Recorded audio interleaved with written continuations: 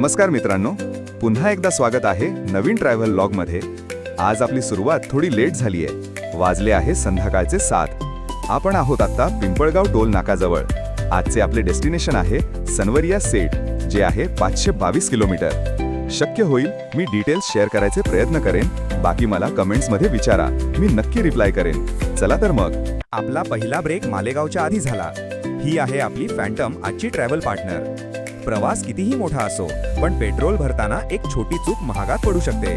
भाऊ, आधी मीटर शून्यावर करा, मगच पेट्रोल सुरू करा। स्मार्ट ट्रॅव्हलर बना, जागरूक रहा आणि सुरक्षित प्रवास करा। डिझेल भरून झाल्यावर आम्ही धुळेजवळ जेवणासाठी हॉटेल सुरभी येथे थांबलो। हे माझे 2 मित्र रवी आणि चेतन भाऊ। खूप भूक लागली होती, म्हणून आम्ही शेवभाजी आणि गरमागरम रोटीची ऑर्डर दिली। जेवण संपल्यावर बिल भरलं आणि थोडासा ब्रेक घेऊन आम्ही पुन्हा आमच्या पुढच्या प्रवासाला निघालो। चला आता पुढचा टप्पा सुरू। झुलवानियात आमचं स्वागत इतक्या जोरदार पावसाने होईल याची आम्हाला अजिबात कल्पना नव्हती। पाऊस इतका मुसळधार होता की समोरची गाडीही नीट दिसत नव्हती, पण एवढ्यावर आम्ही थांबणारे नव्हतो। शेवटी तुमचा भाऊ गाडी चालवत होता। अशा दमदार पावसातही आम्ही आमचा प्रवास सुरू ठेवला। सकाळचे 5 वाजले होते। आम्ही रात्रभर नॉनस्टॉप ड्राईव्ह करत होतो आणि आता आम्ही रतलामला पोहोचलो होतो। त्यावेळी ड्रायव्हिंग सीटवर चेतन भाऊ होते। मी मॅपकडे पाहिलं आणि वेळ बघितली, मग ठरवलं उजाडली की मग व्यवस्थित ब्लॉग सुरू करू। आजचा दिवस दुसरा। आम्ही एका चांगले हॉटेलच्या शोधात बाहेर पडलो। थोडं फिरल्यानंतर एक छान हॉटेल दिसलं, लगेच चेक इन केलं। चला तुम्हालाही आमच्या छोट्याशा रूमचा एक झटपट रूम टूर दाखवतो।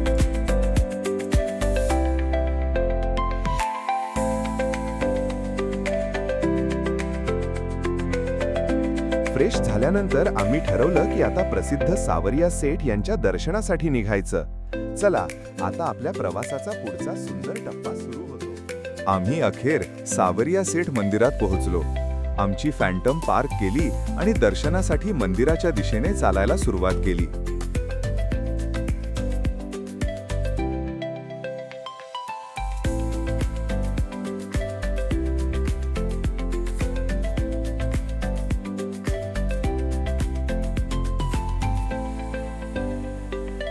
गर्दी खूप होती। आम्ही दर्शनाचा रस्ता शोधून लवकर रांगेत शिरलो। सावरिया सेठ म्हणजे भगवान श्रीकृष्णाचं एक अत्यंत पूजनीय रूप। राजस्थानातील चित्तोडगड जिल्ह्यातील हे मंदिर लाखो भाविकांची श्रद्धास्थान आहे। दररोज हजारो भक्त इथे दर्शनासाठी येतात आणि मनोभावे प्रार्थना करतात। मंदिरात प्रवेश करताच भक्तिमय वातावरण, जय श्री सावरिया सेठचा जयघोष आणि भाविकांची गर्दी मनाला एक वेगळीच शांतता देते। चला आता आपणही सावरिया सेठांच्या दर्शनाचा हा पवित्र क्षण अनुभवूया।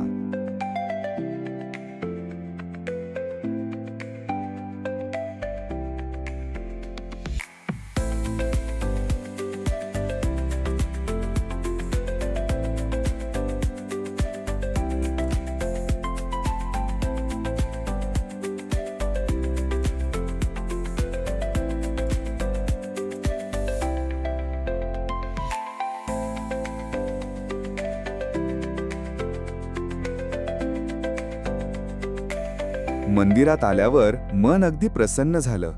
इथलं शांत वातावरण, भक्तांची श्रद्धा आणि प्रत्येकाच्या चेहऱ्यावरचा विश्वास पाहून मनाला एक वेगळीच ऊर्जा मिळाली।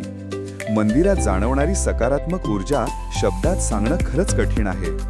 काही क्षण आम्ही फक्त त्या वातावरणाचा आनंद घेतला। या सुंदर आठवणी कायम जपण्यासाठी काही फोटोही काढले। सावरिया सेठांचे आशीर्वाद आणि शुभेच्छा मनात घेऊन आम्ही पुन्हा आमच्या पुढच्या प्रवासासाठी निघालो।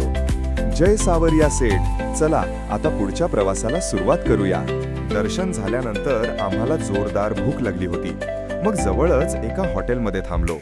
आम्ही आलू पराठा आणि व्हेज बिर्याणीची ऑर्डर दिली। प्रवासात गरमागरम जेवण मिळालं की मजाच काही वेगळी असते।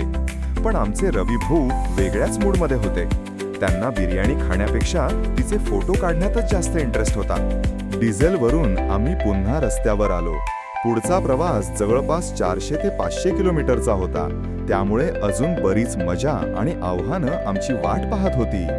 या प्रवासात काही भन्नाट ॲडव्हेंचर्सही झाले, पण ते सगळं तुम्हाला दाखवणार, म्हणून व्हिडिओ शेवटपर्यंत नक्की पहा। कारण पुढे जे घडलं ते अपेक्षेपलीकडचं होतं. प्रवास सुरू असतानाच आमच्या एका मित्राला अचानक स्टारबक्सची कॉफी पिण्याची इच्छा झाली. मग काय, गाडी थांबवावी लागली. पण कॉफी आणायला कोण जाणार? सगळे एकमेकांकडे बघत होते. शेवटी तुमच्या भावानेच धाडस केलं. कॉफी ब्रेक नंतर आम्ही पुन्हा पुढच्या प्रवासाला निघालो.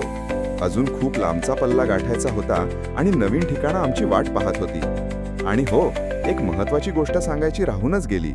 या प्रवासासाठी आम्ही टोल पास काढला होता. त्यामुळे टोल प्लाझावरचा प्रवास खूप सोपा झाला. जर तुम्हालाही टोल पास कसा काढायचा, त्याचे फायदे काय आहेत, किती खर्च येतो किंवा संपूर्ण प्रक्रिया जाणून घ्यायची असेल तर खाली कमेंट करा. पहाटे अखेर आम्ही खाटू श्यामजी येथे पोहोचलो. खूप शोधाशोध केल्यानंतर आम्हाला एक चांगली रूम मिळाली. सर्वात आनंदाची गोष्ट म्हणजे आमच्या फॅन्टमसाठी सुरक्षित पार्किंगचीही सोय झाली. गॅलरीत आलो. समोरचं दृश्य पाहून सगळी झोप आणि प्रवासाचा थकवा क्षणात निघून गेला. ही होती आमची रूम. साधी, स्वच्छ आणि प्रवासाचा थकवा घालवण्यासाठी अगदी योग्य. थोडं फ्रेश होऊन आवरून आम्ही दर्शनासाठी तयार झालो.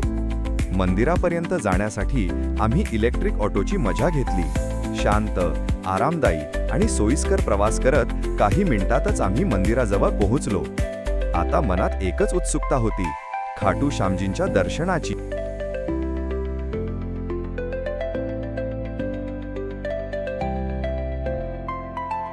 अखेर आम्ही खाटू श्यामजी मंदिरात पोहोचलो. दर्शनापूर्वी सर्वप्रथम त्या पवित्र श्यामकुंडाला भेट दिली. अशी श्रद्धा आहे की याच श्यामकुंडातून खाटू श्यामजींचे पवित्र शीश प्रकट झाले होते. त्यानंतर त्या ठिकाणाला विशेष धार्मिक महत्त्व प्राप्त झाले आणि आजही लाखो भाविक श्रद्धेने या कुंडाचे दर्शन घेतात. दरवर्षी फाल्गुन मेळ्याच्या काळात येथे देशभरातून लाखो भक्त येतात. अनेक भाविक श्यामकुंडाचे दर्शन घेऊन खाटू श्यामजींच्या कृपेची प्रार्थना करतात. आम्हीही या पवित्र ठिकाणाचं दर्शन घेतलं. काही क्षण शांतपणे तिथलं वातावरण अनुभवत राहिलो आणि मनोभावे प्रार्थना केली.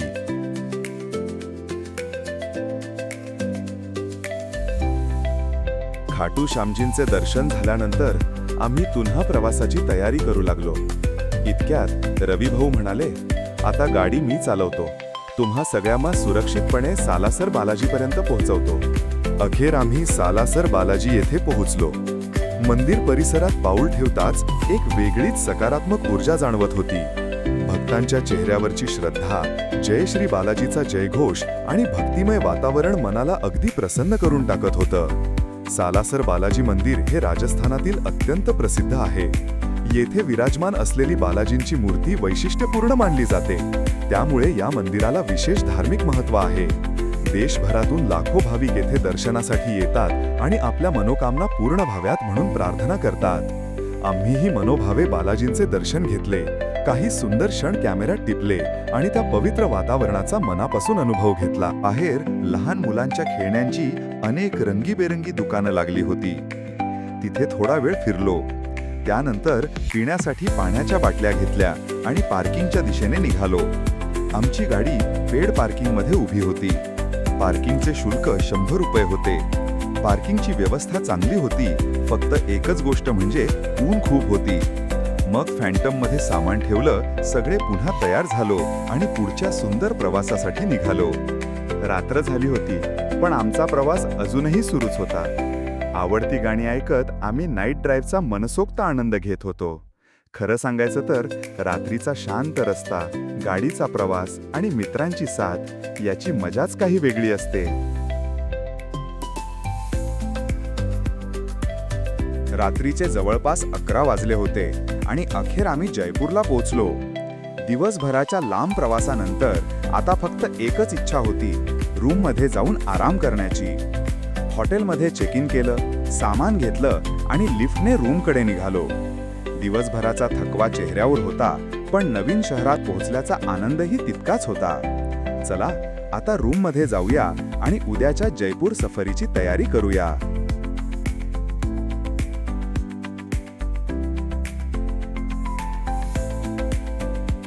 जयपूरमध्ये आम्ही शाहपुरा रेसिडेन्सी येथे मुक्काम केला. आम्ही आधीच गोईबिबोवरून बुकिंग केलं होतं, त्यामुळे आम्हाला रूम चांगल्या सवलतीच्या दरात मिळाली.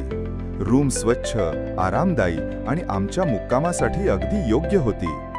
रात्रभर आराम केल्यानंतर सकाळी गरमागरम चहाने दिवसाची सुरुवात केली.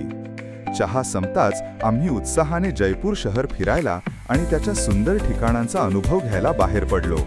हॉटेलमध्ये कार पार्किंगची व्यवस्थाही चांगली होती. फक्त एकच गोष्ट जाणवली, पार्किंगला थोडी सावली असती तर अजून छान झालं असतं. त्या दिवशी आम्ही जयपूरमधील 2 प्रसिद्ध ठिकाणं पाहायचं ठरवलं होतं, हवा महाल आणि जल महाल. आमचं हॉटेल जयपूर विमानतळाजवळ असल्यामुळे एक वेगळीच उत्सुकता होती.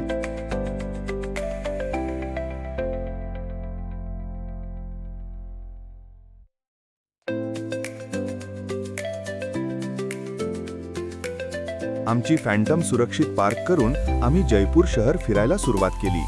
रस्त्यावर चालताना जयपूरची रंगतच काही वेगळी वाटत होती. आजूबाजूला एकापेक्षा एक सुंदर दुकानं दिसत होती. एका बाजूला आकर्षक ज्वेलरीची दुकानं तर दुसऱ्या बाजूला रंगीबेरंगी राजस्थानी कपड्यांची दुकानं. प्रत्येक दुकानात राजस्थानची कला, संस्कृती आणि परंपरा जिवंत असल्यासारखी वाटत होती. फिरता फिरता थोडी भूक लागली म्हणून आम्ही गरमागरम छोले कुलचे खाल्ले आणि अचानक समोरच हवा महाल दिसला. क्षणभर आम्ही थबकलो. गुलाबी दगडांवर उभा असलेला हा भव्य महाल प्रत्यक्षात पाहण्याचा आनंदच काही वेगळा होता. खरंच जयपूरला आलात आणि हवा महाल पाहिला नाही तर तुमची सफर अपूर्णच राहील. आता चला जवळून या ऐतिहासिक वास्तूचं सौंदर्य अनुभवूया.